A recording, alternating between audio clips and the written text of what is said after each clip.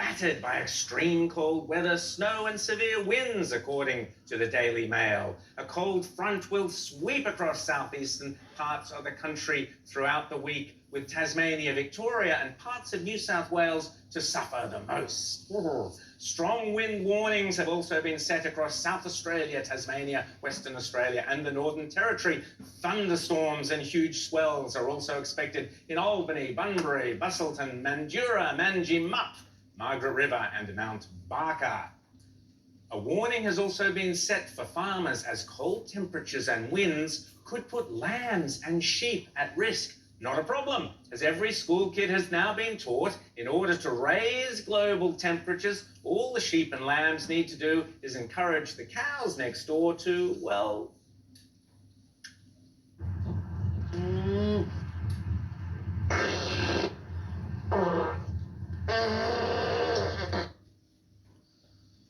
that should do the trick. Meanwhile, according to Electroverse, the Scottish government has blamed its failure to meet its own global warming targets on all the cold weather. Scotland's Environment Secretary, Rosanna Cunningham, probably not the sharpest icicle in the greenhouse, said, while emissions reductions were seen in all other sectors, including transport, industry and agriculture, during 2018, the overall effect was a 1.5% increase, and we expect a substantial part of that was driven by the cold weather. Hang on, rising carbon dioxide levels are supposedly delivering catastrophic global heating, yet carbon dioxide emissions are rising in Scotland because the Scots need to heat their homes because of all the record cold weather.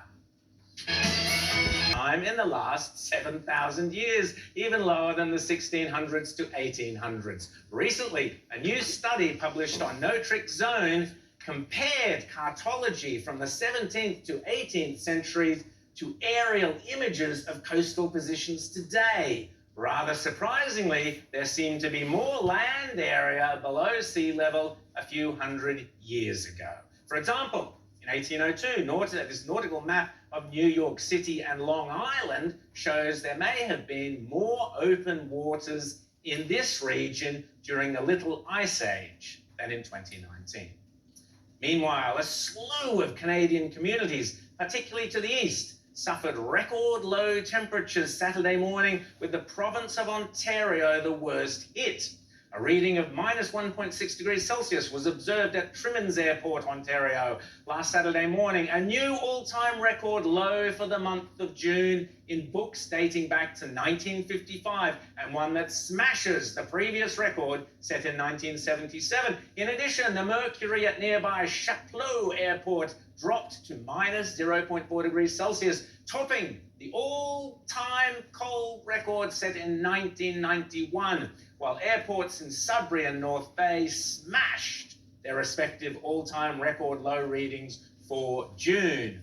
And according to Electroverse, temperatures sank to historical lows across parts of British Columbia over the weekend, to levels never before seen in the cities of Kelowna and Summerland since record keeping began in 1899. It was so cold on Sunday that Kelowna's daily high of 12.8 degrees Celsius shattered a 108-year-old temperature record that dates lowest high temperature. In fact, Summerland also toppled a daily record low max from 1912. Its reading of 13.4 degrees Celsius was enough to comfortably bust the 13.9 degrees Celsius set 108 years ago. And speaking of comfortably gratuitous music, Ice Age Watch asked renowned Dark Side of the Moon expert Dave Gilmore to describe that strange sensation you feel in your toes and fingertips during a grand solar minimum when the temperatures drop to such record lows. Now